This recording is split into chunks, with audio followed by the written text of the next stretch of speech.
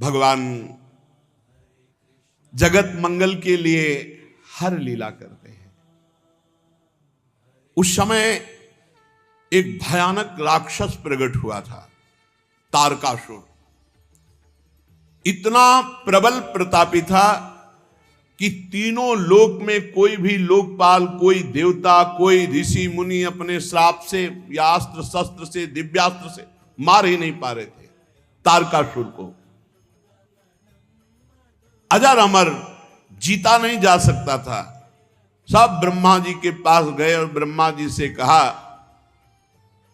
कि हमें तो लग रहा है इस दैत्य की मृत्यु ही नहीं होगी। कोई भी देवताओं के अस्त्र शस्त्र, ऋषि मुनि के शाप और दंड, कुछ नहीं इसके ऊपर प्रभाव पड़ रहा। तो ब्रह्मा जी ने कहा मैं देखकर बता सकता हूं कि तुम जितने भी लोकपाल सब मिलकर मारो तो भी नहीं मारा जाएगा। इसे भगवान शंकर का पुत्र हो तब मारा जाएगा। भगवान सहायता करें। और मैं जो कह रहा हूं वो बात ध्यान से सुनो। सती जी ने दक्ष के यज्ञ में देह का त्याग किया और हिमांचल के घर में पार्वती जी के रूप में जन्म लिया। भगवान शंकर को पति बनाने के लिए घोर तप किया। इधर भगवान शिव जी तो सब कुछ छोड़े हुए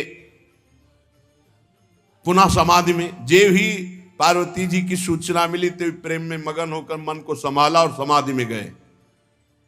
अब बड़े असमंजस की बात है कि ब्याह के लिए इनकी समाधि भंग हो, और समाधि भंग करने के सामर्थ्य त्रिभुवन में किसी के नहीं। एक उपाय हो सकता है, यदि तुम सब जाकर कामदेव की विनय करो, कामदेव जाए भगवान शिव को काम से युक्त करे तो विवाह होने में देरी न लगे।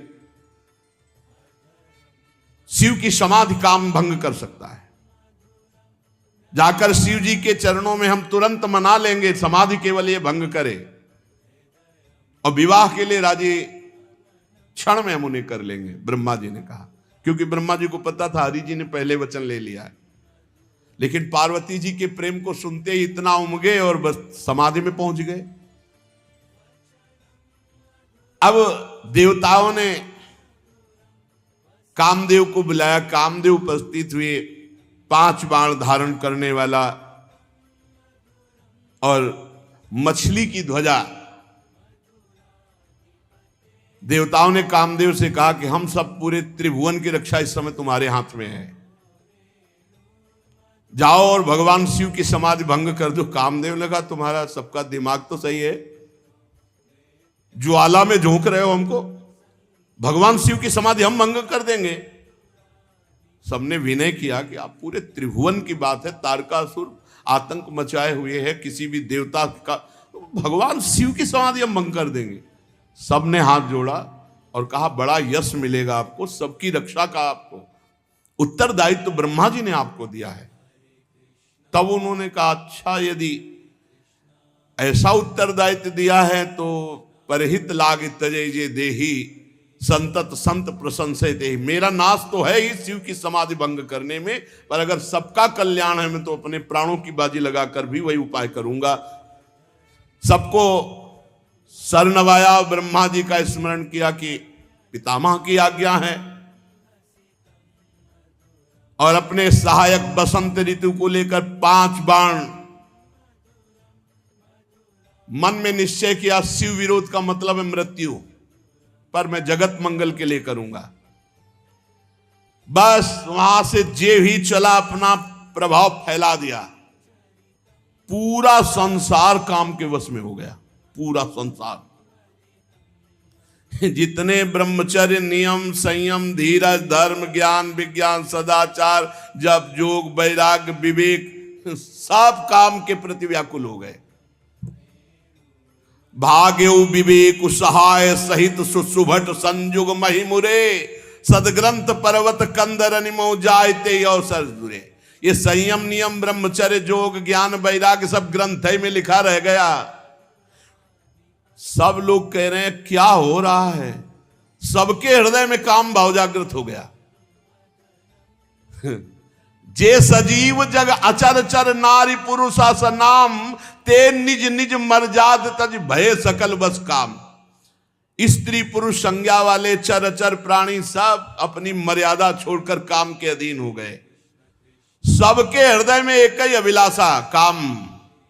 बेलें वृक्षों में चढ़ने लगी, नदियां समुद्र में, ताल तलैयों सब जड़ में। जब जड़ की दशा तो चेतन जीवों की दशा क्या, आकाश जल पृथ्वी में विचरने वाले पशु पक्षी सब अपने ऋतु को भुलाकर काम विवश हो गए। कामांध चकवा चकवी, रात दिन का भेद छोड़ दिया। देवता दैत्य मनुष्य किन्नर सर्प प्रेत पिशाच भूत प्रेताले तो सब काम ही के गुलाम हैं।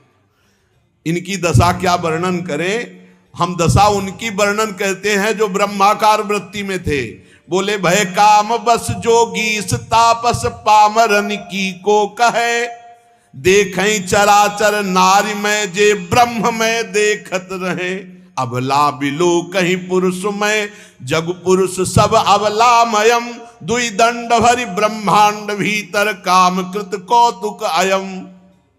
जोगी जी, तपस्वी जी, ब्रह्म ज्ञानी जी, ये सब जो है जो ब्रह्म में देख रहे थे वो नारी में देखे। ऐसा काम का प्रभाव।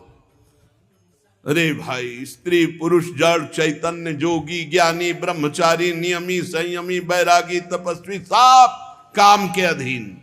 धरी न काहू धीर सबके मन मन सिज हरे, और जे राखे रघुबीर ते उबरे तेहु काल मह। जो भगवान के चिंतन में डूबे थे, उन जो भगवान के दास थे, उनमें कोई फर्क नहीं, क्योंकि काम का फर्क अहम में पड़ता है। 48 मिनट में पूरे ब्रह्मांडों में काम का कब्जा। कोई ऐसा नहीं, भगवान जिसको बचाए उसके सिवा कोई ऐसा नहीं जो काम के अधीन ना हो गया हो। अब जे ही कामदेव भगवान शिव के पास पहुंचा, जे ही शिव जी को देखा डर गया। शांत स्वरूप भगवान के ध्यान में निमग्न समाधि। शिव ही बिलो की ससंख्य उमारू भयो जथातिथि सब संसार। 48 मिनट बाद जब वो भगवान शिव को देखा, घबरा गया। जो ही घबराया तो पूरा ब्रह्मांड चैन से हो गया। काम घबराए तो ब्रह्मांड चैन से, और काम अगर घबराए ना तो पूरे ब्रह्मांड को बेचैन कर दे। अब जैसे कोई नशा उतर जाए ऐसे उतर गया सबके। ये क्या हो रहा था अभी 48 मिनट तक।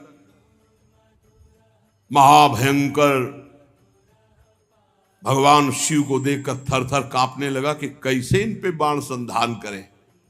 आखिरकार उसने कहा वापस तो लौटेंगे नहीं, भगवत कार्य के लिए आए हैं, ब्रह्मा जी का आदेश है, मरना तो पक्का है। बसंत ऋतु से कहा प्रकट करो अपना प्रभाव। मलय मारुत को कहा शीतल मंद सुगंध वायु, वन उपवन सब सुंदर। अप्सराओं से कहा सामने हम नहीं रहेंगे, पीछे से नृत्य करो, पीछे से। ऐसा जाल रचा कि योग योगिंद्रों मुनिंद्रों के गुरु हैं भगवान शिव। जितनी काम की ताकत थी, सकाल कला कर कोटि विधि हारे सेन समेत, चली ना चल समाधि शिव कोपिव हृदय निकेत।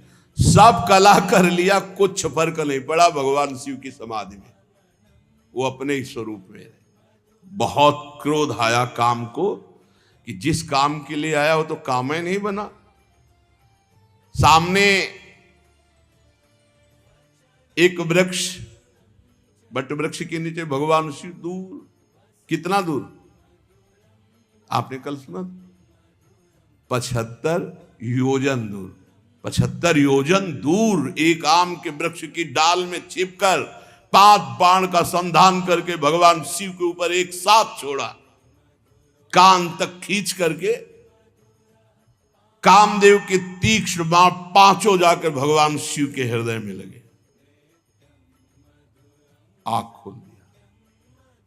ये देखो कितना प्रबल है। बुनगा होके ताल ठोकते हैं।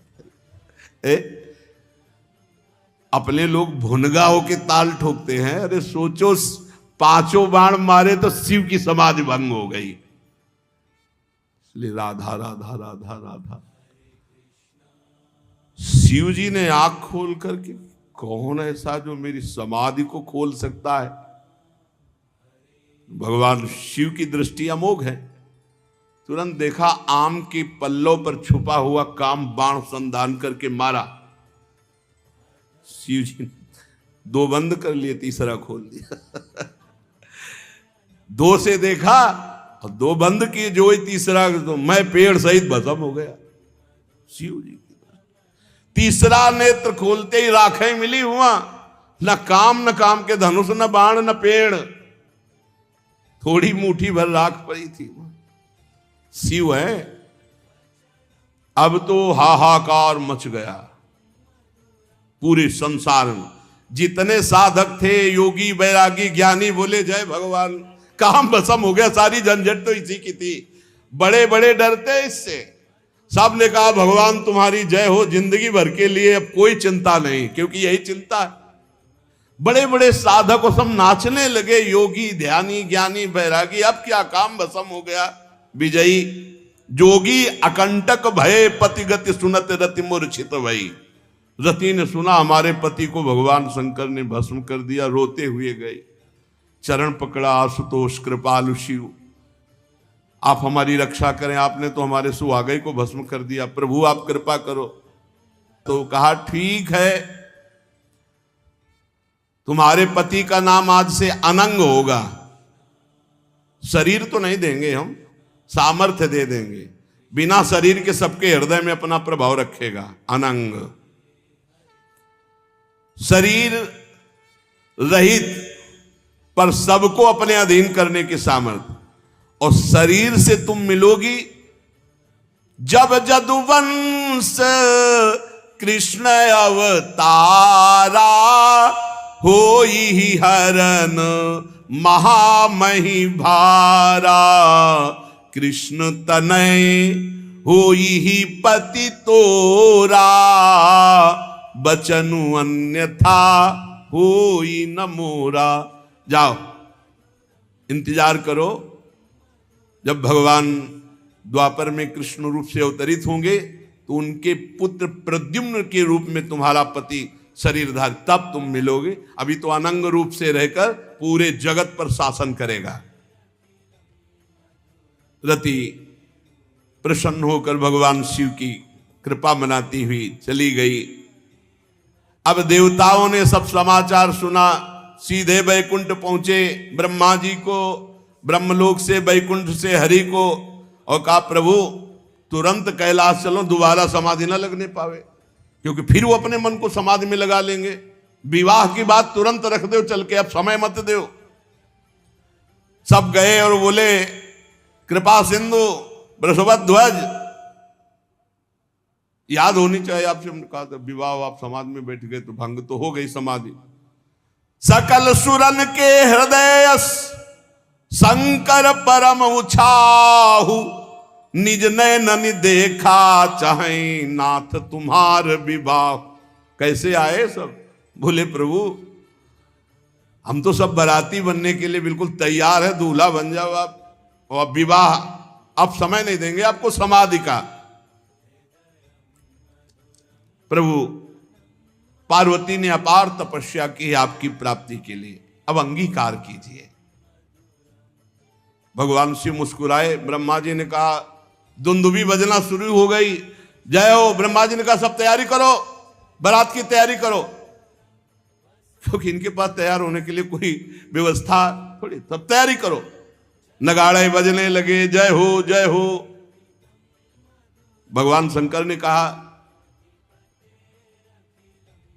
कि सप्त ऋषियों ने हमें बताया था पार्वती जी के प्रेम को, तो ब्रह्मा जी ने कहा हमने उनको घर भेज दिया है, और हमने सूचना भी कि विवाह की तैयारी करो। वहां तो तैयारी पहले से शुरू है, अब आप तैयारी कर लो। ब्रह्मा जी ने कहा देरी की बात नहीं है, लगन इधर लगन। मंगल कलश हिमवान के दरवाजे पर, कैलाश में क्या मंगल कलश, सुमन वृष्टि हो रही है। ब्रह्मा जी ने कहा देखो दूल्हा रहोगे आप, पर आगे नहीं रहोगे, सबसे पीछे तुम्हारी बारात रहेगी, सबसे पीछे भगवान शंकर। लगे सवारन सकल सुर बाहन विविध विमान, हुई सगुन मंगल सुबद करई अप्सरा गान। अब अपने अपने सब वही कैलाशय में श्रृंगार हो रहा है। भगवान विष्णु की अलग, ब्रह्मा जी की अलग, देवराज इंद्र की अलग, वायु देवता की अलग, वरुण देवता की अलग। भगवान शंकर ने हुंकारा भरा कि आ जाओ भाई हमारे पार्षद, हमारी भी तो बारात है, तो आओ सब हमें श्रृंगार करो। दूल्हा का श्रृंगार हो रहा है। दूल्हा कौन है, बस यही ध्यान रखना है, देवादिदेव महादेव। तो अब इनका श्रृंगार कैसा होगा, और इनकी बारात कैसी होगी, आज कर लेने दो श्रृंगार, कल विवाह करते। श्री राधा वल्लभ लाल की।